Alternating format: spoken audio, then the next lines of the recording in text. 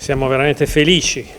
dopo 2 anni di uscire dalle nostre caserme e di poter festeggiare il nostro 200° anno di vita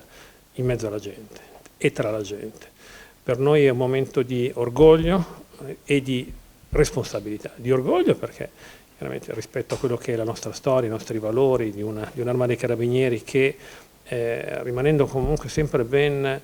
ferma e salda sui propri valori, ha saputo negli anni mantenersi al passo coi tempi e responsabilità rispetto a quello che è il lavoro che abbiamo svolto, quello che stiamo svolgendo, ma soprattutto quello che dovremo svolgere nei prossimi anni. Quali sono gli elementi che presentate in occasione anche di questa celebrazione?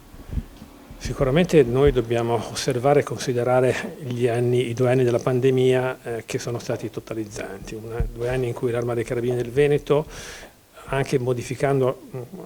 modalità operative di approccio e di controllo del territorio, è riuscita a occuparsi anche delle nuove esigenze di sicurezza, ma soprattutto è riuscita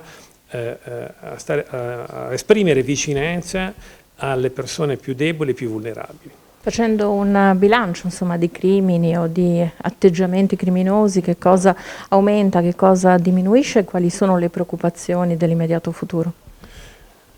Più che di aumento o diminuzione, io coglierei la sua seconda domanda, ovvero quali sono le nostre preoccupazioni. Sicuramente sono i maltrattamenti in famiglia, sono la violenza di genere e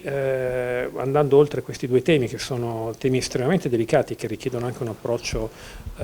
che abbia un portato umano, di capacità di ascolto, il tema della criticità sulla rete,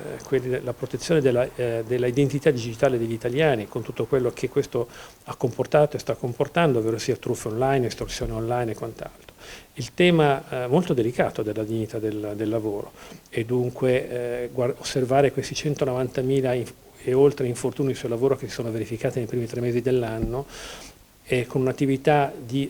attraverso con le articolazioni specializzate dell'Arma, che sono i Carabinieri, dell'Ispettorato del Lavoro, di controllo dei cantieri, delle aziende per il rispetto delle norme di sicurezza dei lavoratori.